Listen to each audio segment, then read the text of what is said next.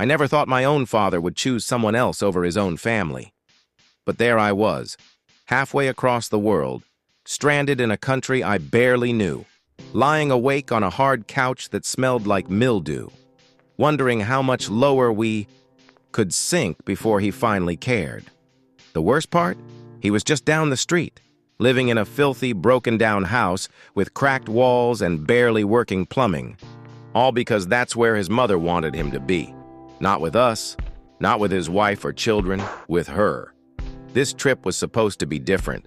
When my dad first announced it, it sounded like the adventure of a lifetime. We're going to Egypt. For 19 days, he said. 19 days. Ancient ruins, bustling markets, the pyramids, warm nights by the Nile. I could see the pictures already, the kind you post online and everyone says, "Wow, you're so lucky." Mom was thrilled. My younger sister was practically bouncing off the walls. I even bought a new camera, the kind with an expensive lens, thinking I'd fill my memory card with once-in-a-lifetime shots. We had no idea the nightmare we were walking into. When we landed, there was no hotel shuttle waiting for us, no Airbnb check-in, no sign of the comfortable stay we'd imagined. Instead, we were split up, like we weren't even a family. My mom, my sister, and I were taken to my Aunt Layla's house. I'd never met her before, and from the second she opened the door, I knew we weren't welcome. She didn't smile, she didn't say hello, just gave us this long, flat stare, as if we'd already done something wrong. She led us through a dark, narrow hallway to a cramped back room. One thin mattress, a broken fan, peeling paint on the walls, and a single window that didn't open all the way. It smelled faintly of dust and cooking oil, and the air felt heavy, like the room hadn't been aired out in years. We tried to be polite, to stay out of her way, but it didn't matter. If we used the kitchen, she stood right there, arms crossed like she was guarding her territory. If we showered for more than 2 minutes, she'd knock on the door and say something about wasting water. She complained about electricity if we turned on a light in the middle of the day. Every time I took a bite of food, I could feel her eyes on me, like she was mentally counting how much we'd cost her. Meanwhile, my dad wasn't with us. He and my grandmother, his mother, were staying somewhere else. I went to see it once. The place looked like it had been abandoned decades ago. Dust coated everything. The air was stale and hard to breathe. There was no internet, no TV, no working fans. The walls were greasy with age, stained yellow in patches. The shower barely dripped, and yet, that's where he chose to stay.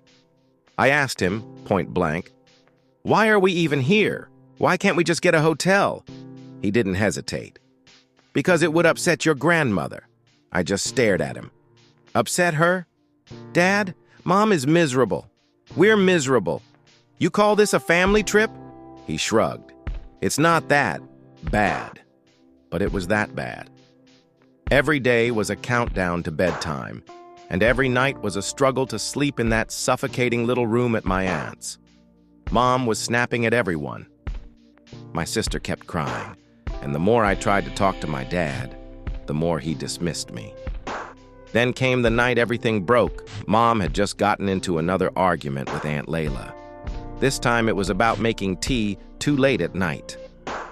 My aunt stormed off, muttering under her breath. My sister sat in the corner, wiping her eyes, whispering that she wanted to go home. Something in me snapped. I couldn't take it anymore. I grabbed my bag and walked out, heading to my dad's place. It was late, the streets dimly lit, the air still hot even after sunset. I found him sitting in the living room, scrolling on his phone like he didn't have a care in the world. "Dad," I started, trying to keep my voice calm, "this isn't working. We can't keep staying at Aunt Layla's. She's making Mom miserable. She's making me miserable. Just book us a hotel." He didn't even look up. "If you don't like it, you shouldn't have come on the trip." I froze. "Are you serious? You invite us halfway across the world just to dump us in a house where we're treated like garbage?" Finally, he looked at me, and what he said next burned itself into my memory. "Eat shit." That was it. No discussion, no attempt to fix anything. In that moment, I realized something. We were on our own. The next day, while my aunt was out, I started looking for options. I asked around quietly, pretending I was just curious about hotels for later in the trip. That's when I found one. Small, nothing flashy, but clean. Private. With air conditioning and working showers. And it was cheap enough that I could cover it myself if I dipped into the emergency fund I'd been saving for years. That night, when my aunt went to bed, I told Mom and my sister to pack.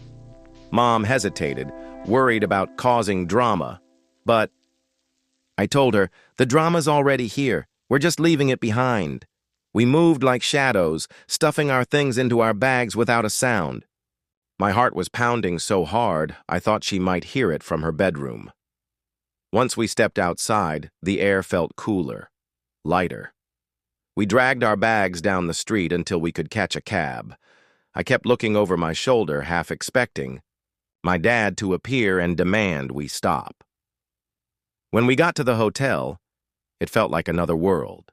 Clean sheets, a working shower, Wi-Fi.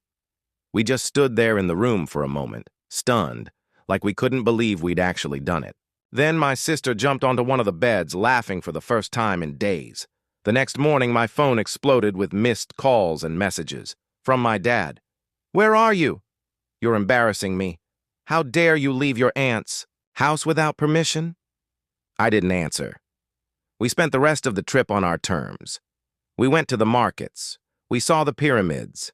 We took a boat ride down the Nile. We ate food that didn't come with glares or muttered insults. We laughed. We took photos. We lived without him. When it was finally time to go home, he tried to act like nothing had happened. But I wasn't the same. I couldn't forget the way he'd chosen his mother's approval over his family's comfort.